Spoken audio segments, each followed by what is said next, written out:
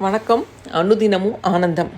இன்றைக்கி நம்ம என்ன பார்க்க போகிறோம்னா, சிவக்கொழுந்தீஸ்வரர் அல்லது சக்தி முற்றம், சக்தி முத்தம்னு சொல்கிறாங்க இந்த கோவில் பேரை. இது கும்பகோணத்துக்கு பக்கத்தில் பட்டீஸ்வரம் துர்கை கோயிலுக்கு பக்கத்துலேயே இருக்குது. அடுத்த வெரி நியரில் நடந்தே போயிடலாம்.